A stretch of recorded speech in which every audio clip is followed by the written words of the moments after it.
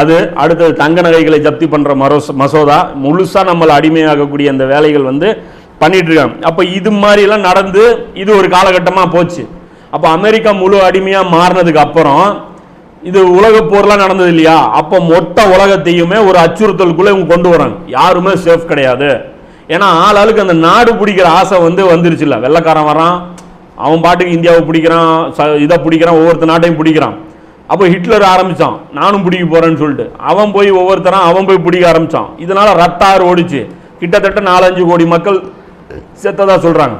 அப்போ இதுக்கு தான் வராங்க இவங்க, சொல்யூஷன் கொடுக்குறாங்க. யார்? இந்த தஜ்ஜாலுடைய இந்த ஏஜென்ட்டுகள் சொல்யூஷன் கொடுக்குறாங்க. அப்போ தான் இந்த அமெரிக்காவை தானே இவங்க சவாரி பண்ணிட்டு இருக்காங்க. இப்போது அமெரிக்காவை வச்சு சண்டை சச்சரவே இனி இல்லாத ஒரு மனித குலத்துக்கு ஒரு அருமையான ஒரு வாழ்க்கையை நம்ம கொடுக்க போகிறோம் அப்படின்னு சொல்லி தான் பிரிட்டன் வூட் அக்ரிமெண்ட் அப்படின்னு சொல்லிட்டு ஒரு அக்ரிமெண்ட் வந்து இவங்க போடுறாங்க. அந்த அக்ரிமெண்ட்டில் என்ன அப்படின்னு பார்த்தீங்கன்னா 3 கண்டிஷன். என்ன கண்டிஷன்னா, இந்த நாடாக பிடிச்சிக்கிட்டு அடுத்தவங்க ஊரில் போய் உள்ளே பூந்து அடிக்கிறது இதெல்லாம் இருக்கக்கூடாது, இதுக்கெல்லாம் வந்து முடிச்சு கட்டணும் அப்படின்னு சொல்லிட்டு ஒரு முதல்ல 3 கண்டிஷனில் நீங்கள் கையெழுத்து போடணும். நம்பர் 1 கண்டிஷன் என்னன்னா, IMF கீழே நீங்கள் வந்துடணும், இன்டர்நேஷ்னல் மானிட்டரி ஃபண்டு.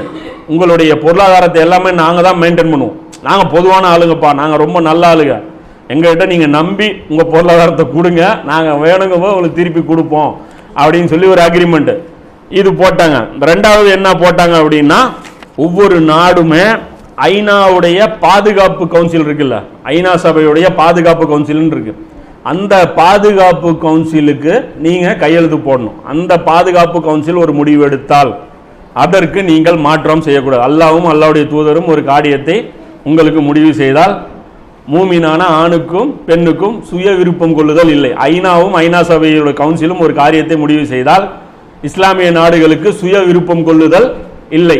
ஆனால் நம்ம முஸ்லீம் இந்த ஒப்பந்தத்தில் கையெழுத்து போட்டா, ஏன்னா நம்ம தான் பிறவிலே அல்லாஹ் சொர்க்கம் வந்து களிமா சொன்ன கேரண்டி கொடுத்துட்டான்ல, இப்படி தான் நம்ம போயிட்டு இருக்கிறோம். அப்போ இஸ்லாமிய நாடே நீ பூமியில் கிடையாது, ஏன்னா எல்லாருமே இந்த ஒப்பந்தத்தில் கையெழுத்து போட்டிருக்காங்க. 2-3 நாடு சின்ன நாடு சொல்கிறாங்க, எந்த நாடுன்னு தெரியல, தெரியுமா உங்களுக்கு? வந்து இப்படி பண்ணுறாங்க. அதாவது ஐநா சபையோடைய செக்யூரிட்டி கவுன்சிலில் கையெழுத்து போடணும் 1. 2வது வந்து IMFல நீங்கள் இருக்கணும், அவங்க கொடுக்குற அந்த டாலரை தான் பயன்படுத்தணும், தங்கம் வெள்ளியை நீங்கள் பயன்படுத்தக்கூடாது அப்படின்னு சொல்லி 1. அடுத்தது என்னன்னு பார்த்தீங்கன்னா, ஒவ்வொரு நாடும் அரசியல் சாசனம் என்று ஒன்று இயற்றணும். அதுக்கு முன்னாடி அப்படி கிடையாது. அதுக்கு முன்னாடி வந்து ஒரு ஆட்சியாளர் உட்காருவார், அந்த ஆட்சியாளருக்கு என்ன தோணுச்சோ அவர் என்ன பண்ணுவார், சட்டமாக கொண்டு வருவார். அடுத்த ஆட்சியாளர் வந்தால் அவர் சௌரியம், இன்னொரு ஆட்சியாளர் வந்தால் அவர் சௌரியம்.